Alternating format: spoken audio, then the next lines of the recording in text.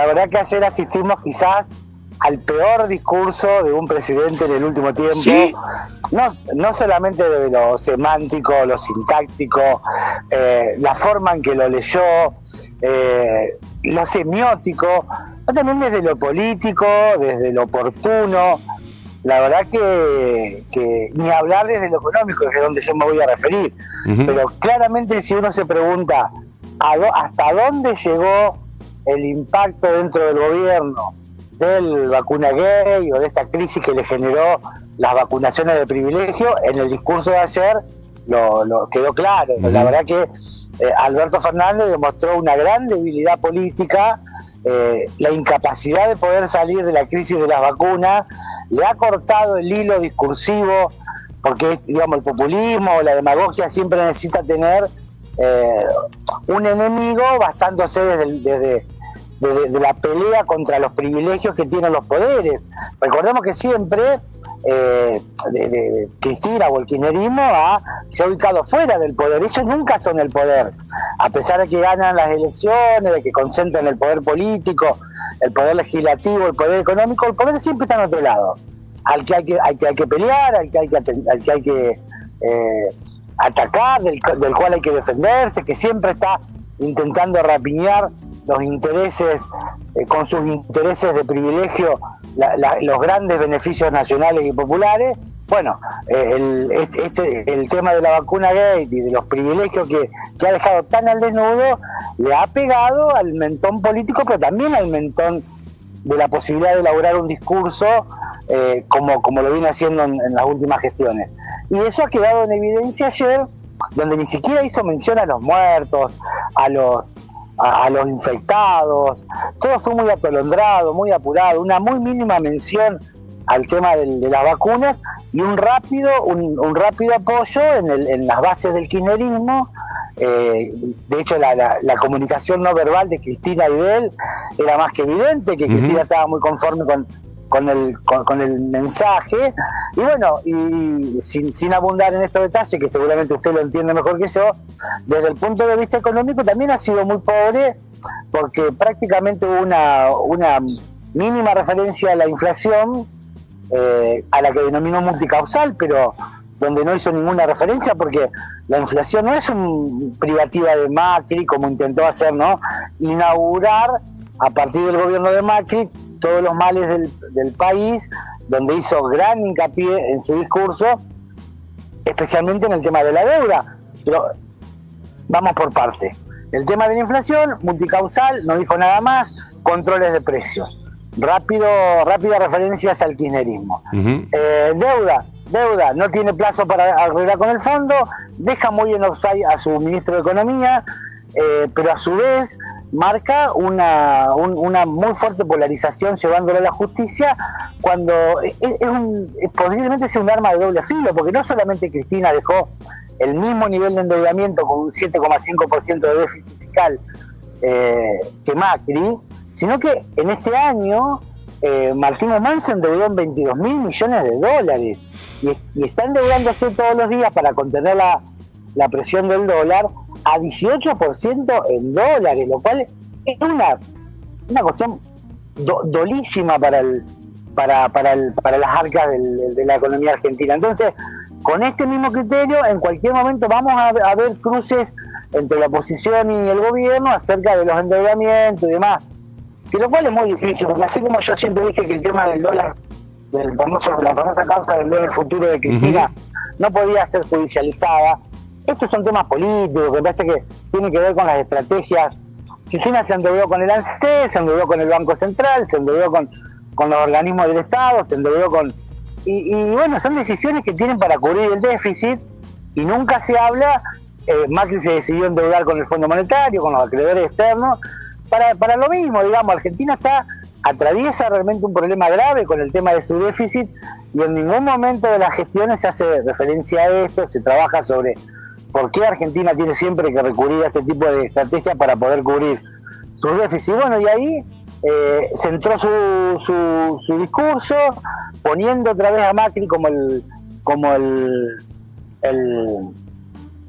adversario electoral, ya como dijo usted, entrando abiertamente en una en una contienda, con una contienda electoral. No lo menciona Larreta, que sin duda es el gran problema que tiene el kirchnerismo. Sí, Larreta no se ayuda mucho, Larreta, ¿no? Con lo que...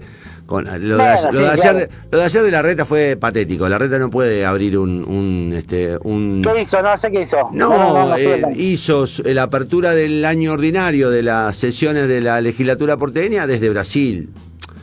Que está de vacaciones. La verdad que me parece un gesto me parece de un bochorno institucional que no tiene antecedentes, digamos. Además, la verdad que yo no sé quién los asesora. Nosotros le cobraríamos muchísimo menos y le haríamos hacer las cosas bien, por lo menos, ¿no? Digo, si me llamaran o no llamaran. Bueno, sí, pero en ese sentido también tiene que ver con esto que estamos pasando por el país. Y finalmente me parece que más allá de los anuncios que hizo, que muchos son un poco estrafalarios, como los autos eléctricos, el tema del litio y demás, hoy Argentina tiene un problema muy serio del cual el gobierno no hizo ninguna referencia, que es la inversión privada. Estamos en el piso del 12% del Producto Bruto de inversión privada. Nadie quiere poner un mango en el país y ante ese escenario vemos un gobierno que va otra vez al quiebre, que va a fracturar, que va a anteponer, que se resguarda dentro de lo más duro del kirchnerismo. Y en términos económicos me parece que ha sido un discurso muy malo, que ha caído muy mal en todos los actores económicos, que ha sido leído como una profundización de una grieta innecesaria de la cual todos queremos salir. Y digo, a eso me refiero, ¿no? Independientemente de algunos planes que mencionó, de la vivienda, nadie lo va a desoír a eso, nadie va a soslayar la importancia que tiene para los argentinos, pero me parece que ha sido todo muy inconexo en términos económicos, como que fue juntando los porotitos que le iban pasando desde los distintos ministerios, armó una cosita como para acompañar lo que él quería decir, que era esto, ¿no? Que Macri era el enemigo, que había que atacar y tratar rápidamente de superar la crisis de la vacuna de privilegio, que lo ha dejado realmente muy complejo, muy complicado en términos de representación pública, de representación simbólica ante la sociedad, y que necesita rápidamente darlo por superado. En ese contexto me parece que lo económico estuvo a ser prácticamente ausente del discurso del gobierno, y es una pena, ¿no? Porque después de la pandemia, ahora que medianamente comienzan a darse primeras señales de recuperación.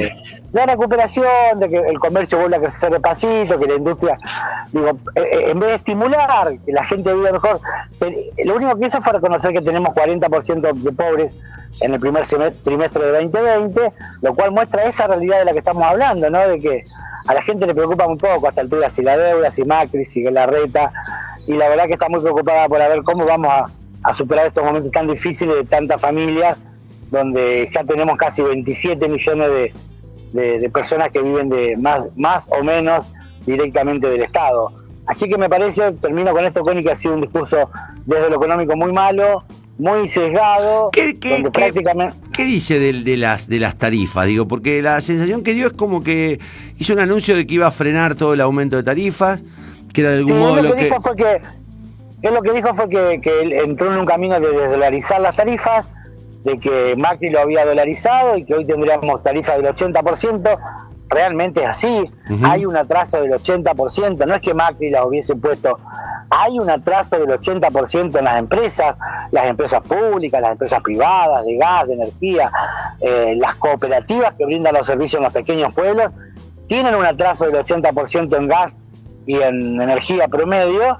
Y bueno, lo que él dijo, que no va a permitir que se den esos aumentos, que seguramente van a ser graduales, pero que van a estar enfocados en tener el mínimo impacto posible dentro de la población. Y no sé cómo va a ser, vamos a una situación donde para las empresas va a ser muy difícil prestar el servicio, donde veremos visiblemente reducida la calidad del servicio en muchos aspectos, y donde aparecerán fuertes controles, multas y demás, para tratar de, como pasó en la época, en el tercer gobierno de Cristina, ¿no? O en el segundo gobierno de Cristina, la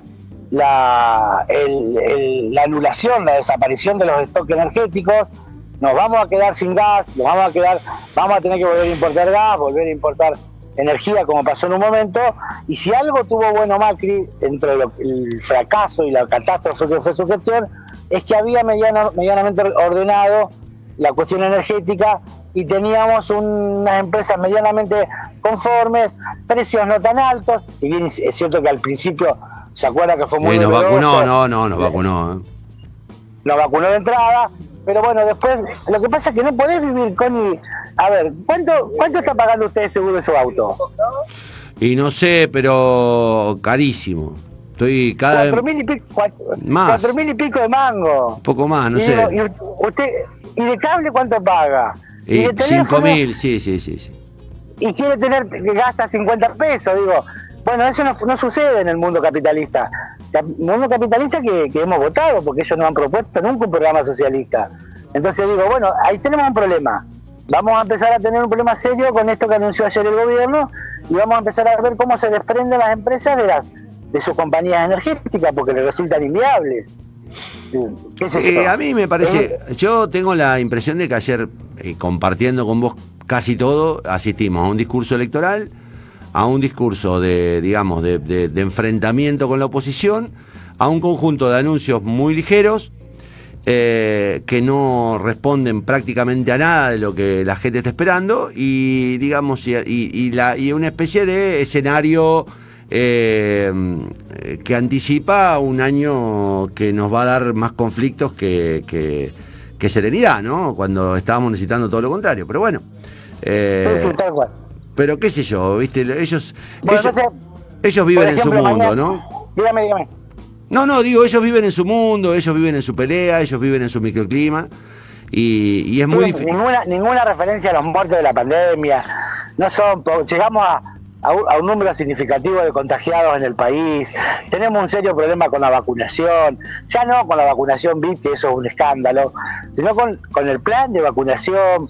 Están llegando afortunadamente remesas de vacunas ahora medianamente serias, pero la verdad hace 6 meses que estamos anunciando que somos el país que más vacunamos y somos un fracaso, digo. Entonces, por lo menos... Sí, yo ahí quiero ser un poco justo, en el sentido de que en realidad son muy pocos los países del mundo que han tenido éxito en la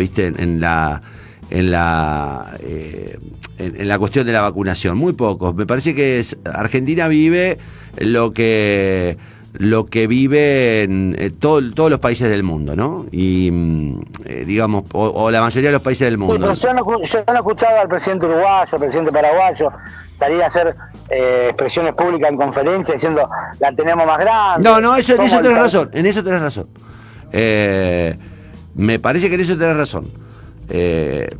Pero de todas maneras digo, no se puede decir que estamos peor que un montón de países, porque en realidad estamos más o menos igual que un montón de países. Lo que sí creo, claro que sí. Lo que sí creo es que es verdad, los otros países no hacen alegoría de la acción que todavía no habían hecho.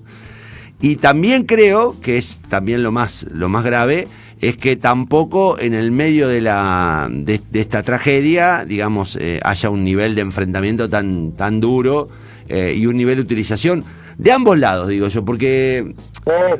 De ambos lados, yo creo que la tragedia de este país es la fucking grieta, y están los dos empeñados en seguir profundizándola con porque les resulta un negocio, digamos, porque ellos saben que acumulan con el anti, y es penoso porque deberían estar resolviendo cuestiones más estructurales, no más sensibles para la vida de la gente, pero bueno, están con la cabeza en otra cosa.